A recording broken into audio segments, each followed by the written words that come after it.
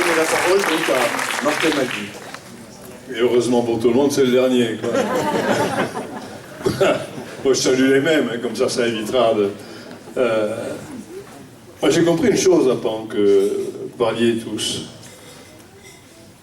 C'est que, on est à la veille d'une réforme, on va redécouper les régions, mais entre Limousin, Aquitaine, Poitou-Charentes, bon, Poitou-Charentes, peut-être pas beaucoup, Auvergne-Rhône-Alpes, Midi-Pyrénées-Languedoc-Roussillon, je crois que la prochaine réforme, il y en a pour 30 ans peut-être, mais la prochaine réforme, c'est la réforme de l'Occitanie. C'est-à-dire que... on sera là, hein, Patrick, on sera là, on reviendra, hein, 30 ans, 35 ans, pour la création de la région d'Occitanie. Et à ce moment-là, bien entendu, on demandera notre autonomie. Ça me paraît couler de source. Et ce que j'ai compris aussi, c'est que la capitale serait Rodez. Parce que,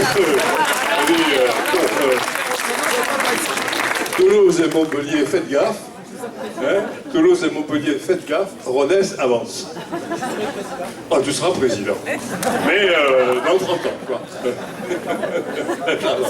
Non, trêve de plaisanterie, moi je suis très heureux d'être là, mais si tu m'autorises, je reviendrai après quand même.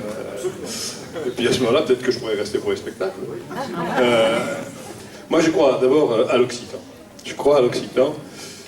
Et je crois que les valeurs de l'Occitan, ce qu'il représente, en termes de culture, a peut-être aujourd'hui, au-delà du symbole, plus de force et plus de nécessité qu'il y a quelques années.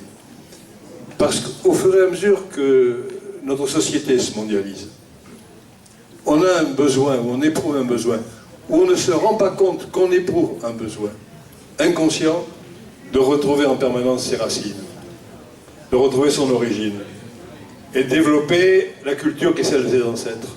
Il n'y a rien de pire que la banalisation de la culture la même partout, et notamment à travers les médias de télévision qui se revendent et se vendent de pays en pays pour amener partout les mêmes documents, la même information. Donc je crois profondément à ce que les langues régionales ont leur place dans la société contemporaine. Et c'est vrai, pas avec une vision passéiste, mais avec le culte du souvenir et de ce qu'elle représente, qu'on retrouve aussi bien dans l'architecture que dans la musique ou dans l'écriture.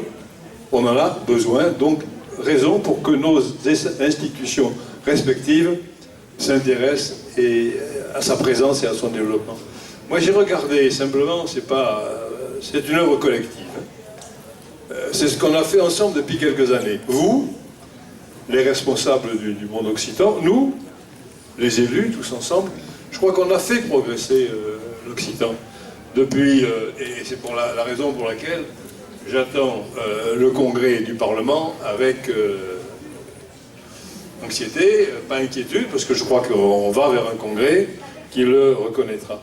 Mais, Guillaume Latrubès, qui est là, et l'Occitan à la région, je sais, quand on a commencé à signer la convention cadre avec le rectorat et la DRAF, on a fait un pas. On a franchi une étape pour des bourses, pour des semaines de sensibilisation à l'Occitan des lycéens. Puis on a créé la MASSAD.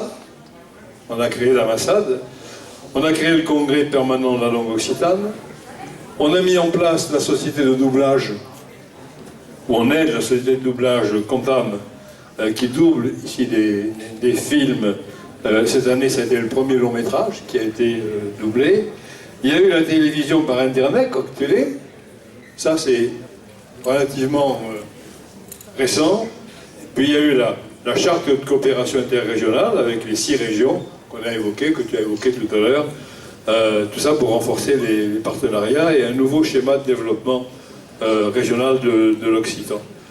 Et puis il y a, et on l'a évoqué, j'en dirai un mot pour conclure, moi je suis content de voir David Croclaude parce que j'avais peur qu'il ait fondu à un point qui est, mais pas mangé pendant des semaines et des mois de semaines.